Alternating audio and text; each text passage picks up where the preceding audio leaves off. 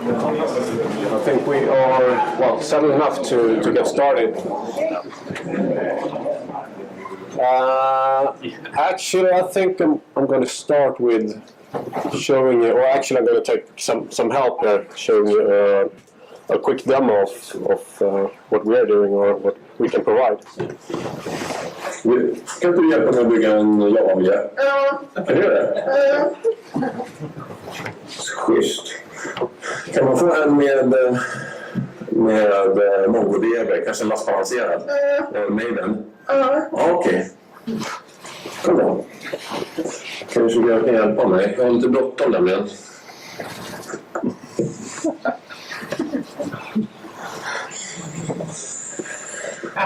Tycker du det är kul med Java? Ja.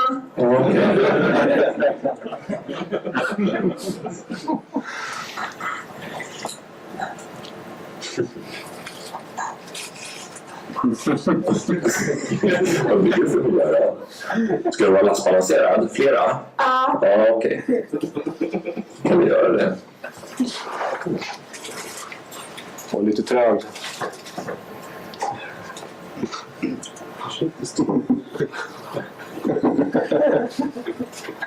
Ja, 3 stycken. Ja, MongoDB, okej. Ja, Maven, ja, bra. Är det klart nu? Ja.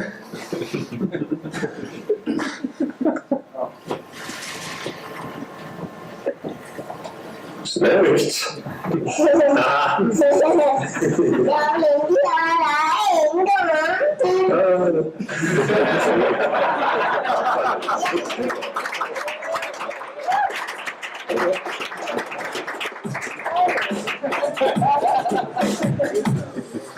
Ja, så jobbar vi då. Det var fan nu 2,5 år. Så jag tänkte att oj, nu börjar vi igen. Jag kan bygga en Java-miljö. Kan du göra det? Vad försvann den nu? Schysst. Där. Kan man få en med MongoDB, kanske lastbalanserad? Så.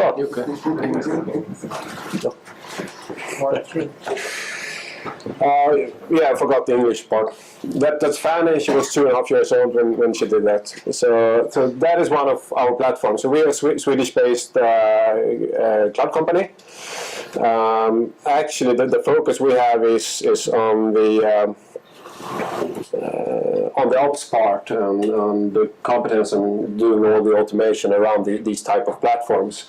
But when we started the company, we saw that there were no Swedish alternatives for platform as a service for us, and also no good alternatives for infrastructure as a service. So we also decided to actually build our own platforms.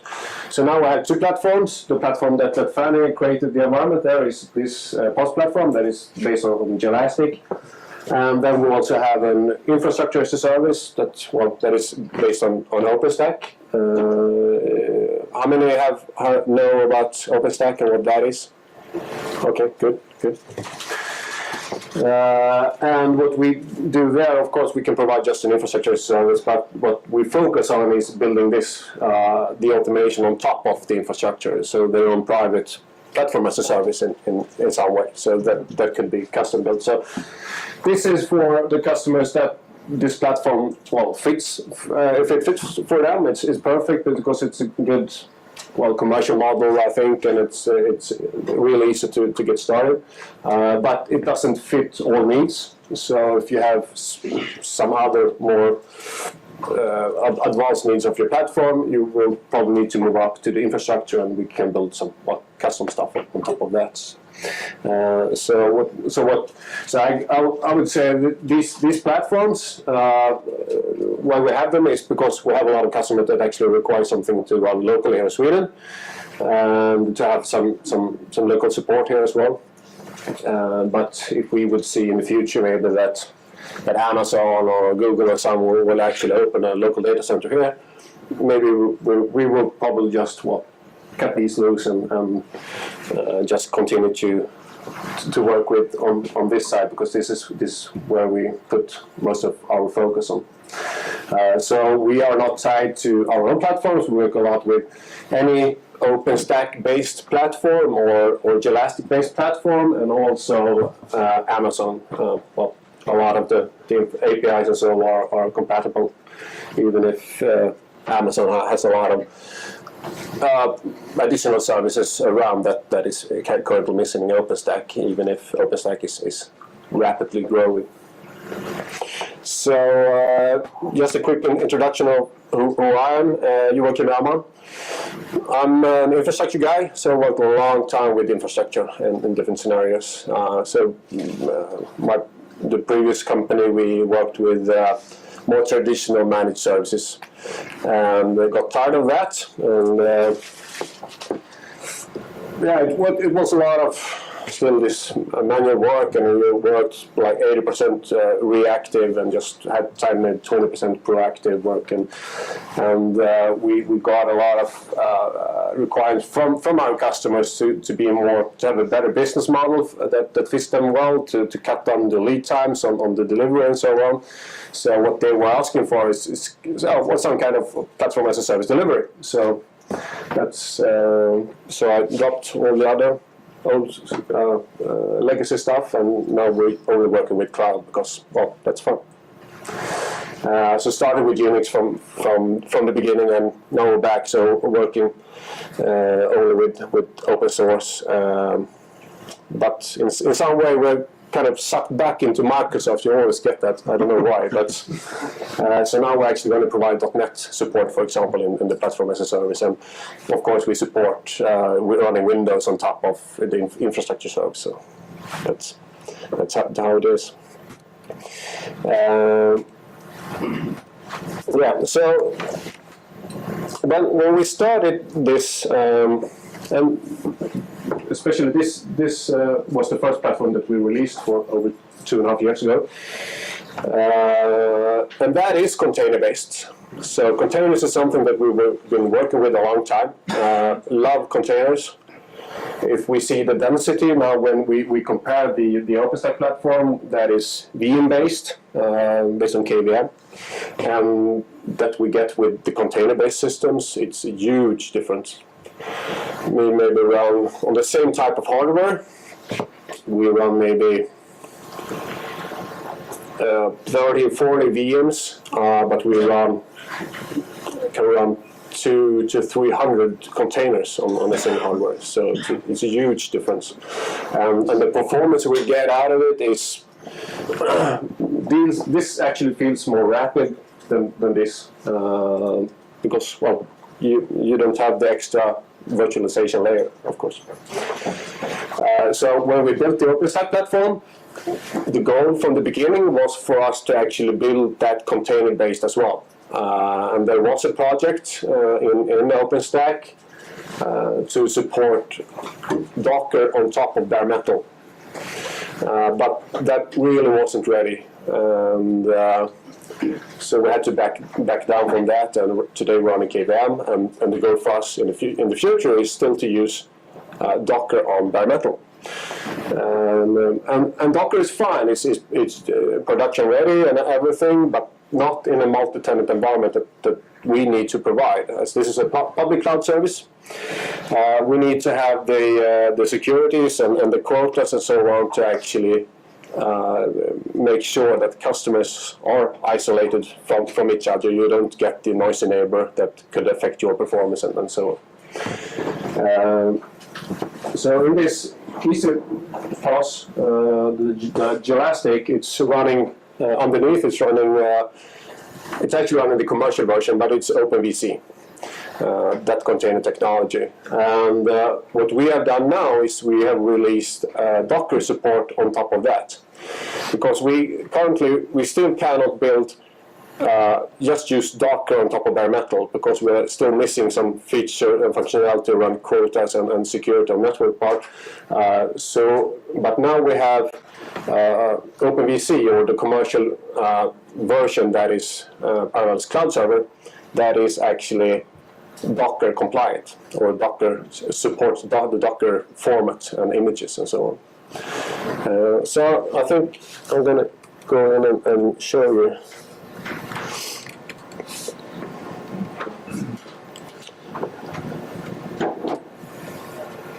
So this is the control panel that you saw Fanny was working with. And if we want to create a new environment, is it big enough? Is it okay? Okay, maybe size it a little bit.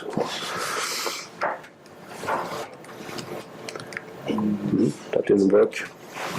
Okay. So from the beginning, this platform actually comes from Java from the beginning. So that was the first environment type that was supported. Then it actually is added in the order that we have it here. Then we added PHP, Ruby, Node.js, Python, Docker, and .NET, as I mentioned, was coming as well. One thing that is very nice with this type of environment is the business model. The type how it scales and how you can scale horizontally and vertically. We work with something called cloudlets. Every PaaS vendor has its own name for the resources.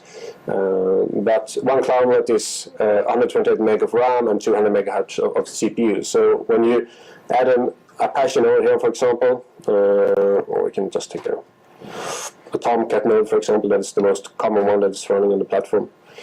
You can just scale up here. So you can scale up to 32 gigs of RAM and 50 gigahertz of CPU per container. And but even if you scale up to the maximum here, that's not what you pay for. So then we actually measure hour by hour the actual consumption of CPU and memory. So if we have one customer, for example, that has once a month they are sending out some emails with a form that needs to be filled out. So they have a lot of load for 24 hours, and then the rest of the month is nothing. So for their model, it's perfect. So we've done a lot of progress in the media sector, just because they often have a lot of it's very short lead times, and they often don't know how much resources they actually need.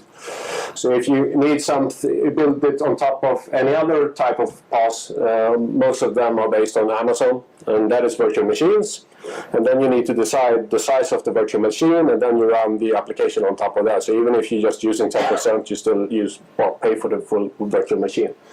But in this case, you can actually scale up to an environment that will scale a lot. But if it wasn't a success, it was a failure, so it wasn't so many users, well then you don't pay so much either, because you haven't used any resources. So everything from disk memory, CPU, and network access, everything is measured fully dynamically. But so what we have now is the well, let's look at the Docker support here, because that's why we're here. Okay, so this is the first release. It's I would say still in beta. Basic functionality works, and the good thing with this is that we can provide a production-ready platform with this type of business model. So you have the same type of scalability with the cloudlets. So if I add a Docker node here, I can either use some local cached Docker images, or I can just search on Docker Hub. So search for just the standard of Ubuntu, for example. So now I get all the Ubuntu images that are available. So here is a standard one, official. You can select that one, select version. We're on the long-term support there. This one. And when I have this container, then I can select them. Okay, how much resources do I want to have available to that container? And this can be changed online as well. I'm going to show you that. So just if you start with a lower number of cloudlets, and then you want to scale up, you can just add that on top. And then you just add the number of nodes, and here is more of a load balancers, application server, storage, and if you have some extra functionality. But actually this doesn't matter too much. You can actually have an application server up here just to have some logical structure when you set some things up, so you know what actually is doing what. And so, like, say if I want to have I know there's proxy, for example. Add a load balancer. Whoops, sorry. What can you do custom? Custom is your own Docker repository. So here you can just add an image there. You will just add your own register, Docker register. So you can have a local one, either running in the platform or running somewhere else that is available in publicly available.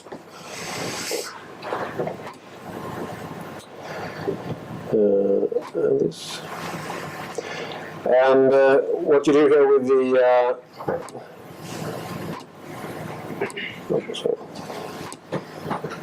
and everything I do here is API based, so you can use that do the same thing through an API, of course. So normally when you have this load balancer, for example, then you can just add a link to the application server that you call web1, for example. Save that one, apply, and then that load balancer will load balance this application server, for example. You just add a name on it. Document. Yeah.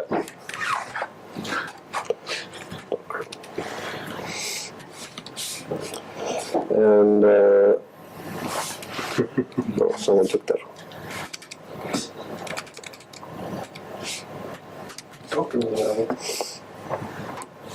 Yeah. And it takes about, it depends on the download time of the image, of course. Some images that has already been downloaded are cached, so they're a bit faster, but otherwise it will take between, a normal environment, it takes a minute, then everything is up and running. This could take maybe 2 or 3 minutes to be up and running, to download the image as well.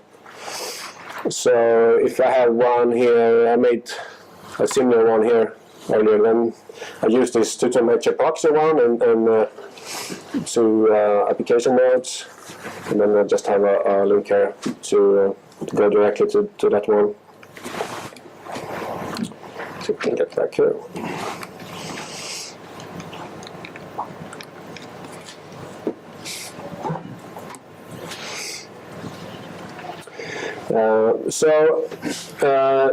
For management, you can actually, there's an SSH gateway, so you can access all your machines through SSH, even if they don't have their own public IPs.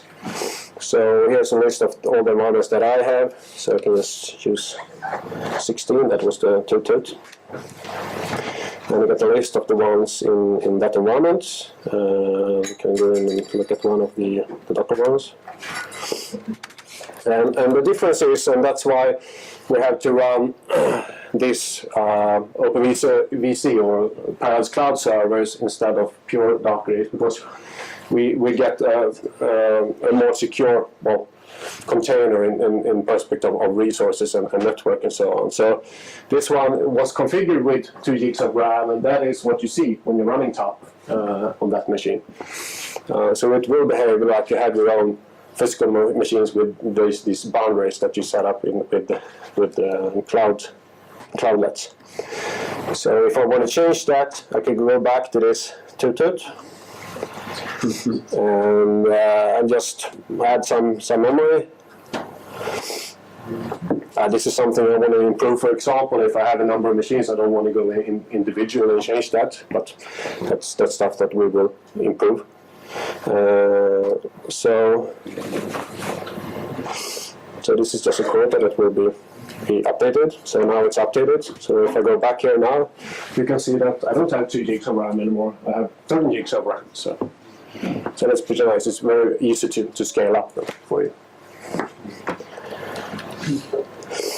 Another functionality that is available in the normal traditional environments is that you can have horizontal automatic scaling. So if you have some type of load, you can actually add on nodes automatically as well within the platform. That will be available for Docker as well.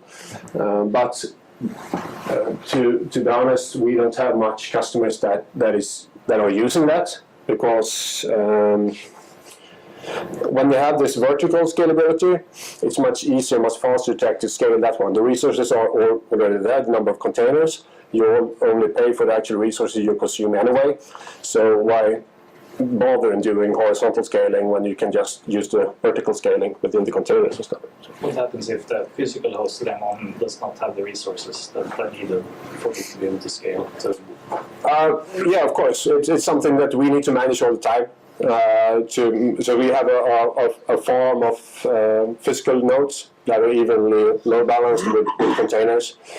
So we get some peak. We have and that is another advantage with this container technology, because with Docker today there's no way to live migrate a machine, for example, a container between physical nodes. So that's something we can actually do with this container. So then we can move these containers that are Docker compatible between physical nodes to actually spread the load. And we always have this a margin that we need to keep in available resources on the physical nodes to be able. It's a bit different for us compared to Amazon. Amazon, you can actually have a customer and they sign up. They don't know what you're doing, and suddenly you want to spin up 100 machines and have a very high load on that one.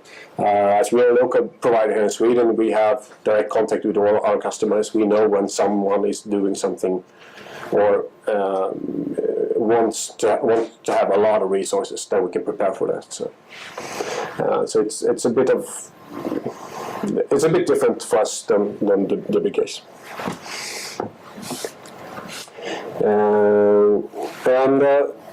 And you can then go and see. So if this WordPress environment, for example, has been running for quite some time, then you can go in and see what this container actually is costing me, or these containers. So here I can see the cost per day. It costs me 40 crowns per day, and I can drill down and see this is how much my SQL is costing, the Nginx load balancer, the application server, and they're using an SSL certificate as well that we provide. So this is the total cost. So and that's what we want to do with containers as well, and that's what probably you will do while you are using containers as well, to actually use microservices and split them up and get a better control in fault isolation and so on. And as we don't charge per server, we only charge for resources, and it's possible in a good way. So if we're going to look at the this is the OpenStack platform. Just going to show you one thing before we take a look at that one. As I mentioned before, we wanted to use container-based with OpenStack as well. So this is an overview of OpenStack. This is just the core components.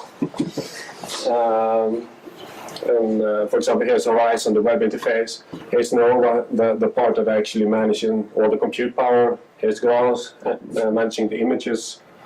Here's Swift, the object store. Cinder, the block storage. And can't even see what it does. Neutron, of course, networking part. You have Keystone in the backend to manage authentication and endpoints and everything. And then there's a number of projects that is adding on top of this. But this is the core functionality. So the Docker support that is available in OpenStack today are in two ways. There is an orchestration tool that is in Amazon it's called CloudFormation. In OpenStack it's called Heat. So in Heat, in OpenStack, there's an API that actually can handle Docker images. So normally we use Heat to orchestrate a full environment with load balancers, volumes, instances, and so on, networks. But in Heat, you can also write templates to manage the Docker part. So that is available natively in Heat. So that is what we can provide today. The other part is that there is in Nova. Nova was the compute driver for OpenStack. That, as we evaluated when we started this project, to actually use the Docker on bare metal and provide that as the hypervisor instead of the KVM. So this project is still alive. So this is what we hope to be running in the future. Still some limitations of what we can do together with networking in a full multi-tenant environment, so that's what's keeping us back. But when that will be available, you can spin up containers. The Docker images will be handled by Grants. That it's the same service that manages the normal virtual machine images today. And so you will have your own an OpenStack register that will be plugged into Grants that will manage that. So if anyone is there anyone that's working on a company today that have plans for private OpenStack cloud? Yeah. Okay. So I think that will be happening a lot here in the future. I hope anyway. I really don't understand the enterprises that go for something else, because for us it's not it's not to use a public cloud that is the important. The important part for us is that you use cloud and cloud platform as a delivery model of IT, because it provides so much advantages, both for managing these type of platforms and also for you as a user, as you know already. Actually, I'm going to show you a slide that I have here somewhere. Yeah, this one. This one. These are some numbers that I saw before we started this company. There's some best practice ratio of what one system administrator can manage in a platform. So in a small business, SMB business, one sysadmin can manage around 20 machines. In an enterprise environment, around 100 machines when you have some semi-automated tasks. And in these type of cloud environments, some guy should manage 2,000 and more virtual machines or containers. And this actually is pretty accurate. So that's something if you're working internally and they still use all the enterprise stuff and want to tell the IT manager that okay, this is actually a good thing, then you can show this type of numbers. Then they maybe will write up. Yeah. What do you mean manage? You mean like DevOps or you mean operation? Do you mean for these numbers or? Yes. This is for infrastructure. An admin for infrastructure. Yeah, but you mean traditional ops or DevOps or IT? No, this is not the DevOps. DevOps is on top of this, so it's operations of infrastructure. The traditional. Yeah. Well, it's not. Well, this is cloud-based, but it's the same guy with the same type of resources that will manage it. But this is automated, so you don't have to have so much resources.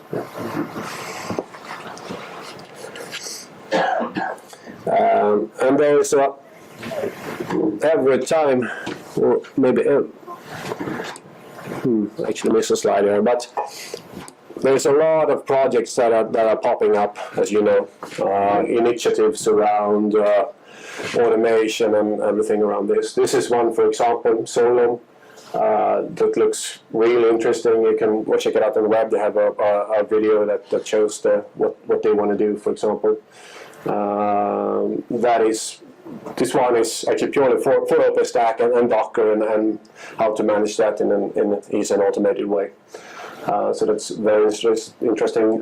DICE, another one that is taking a lot from Heroku. How many is using Heroku? Have used Heroku? Around half, yeah. So they are Heroku influenced and taking those APIs, and so you can build your own Heroku on top of OpenStack, for example, or Amazon for that part. So it's actually I put down some time today to give you some type of demo on top of that, but actually failed. So it's the project isn't really ready for production yet, but it's a lot of interesting stuff that is coming up. So if you want to play with something, download the DevStack and try these projects of DICE or Solar, for example.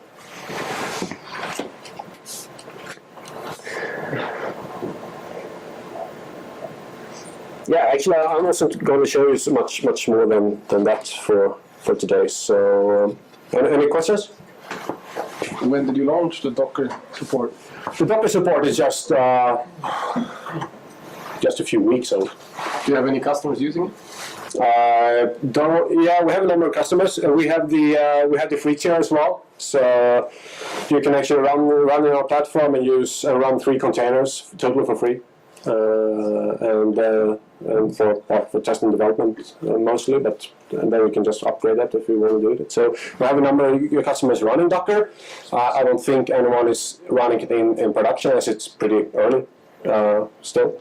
But it is production ready. We are missing some feature, I think, around how to.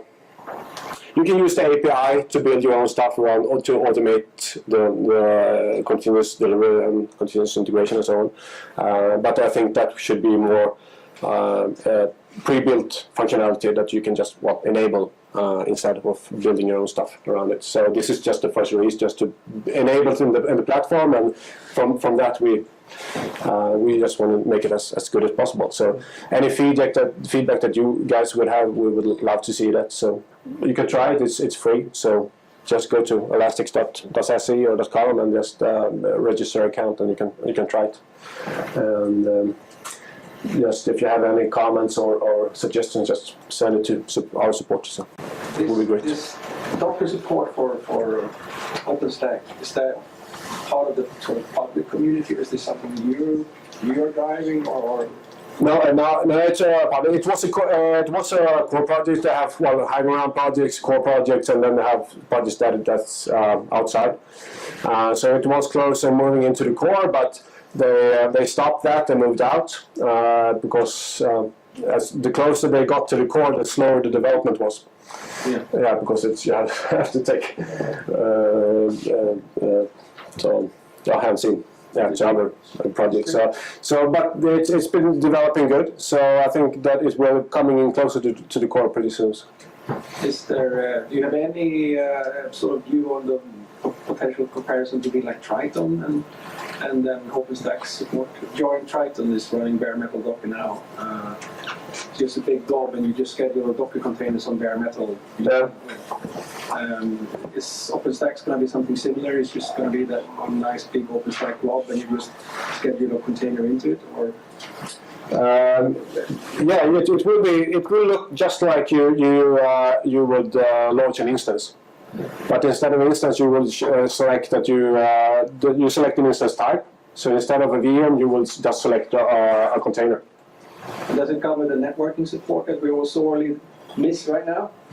You know, I mean, basically the fact that Dockers can talk to Dockers if they happen to run on, separate segments and hosts and stuff.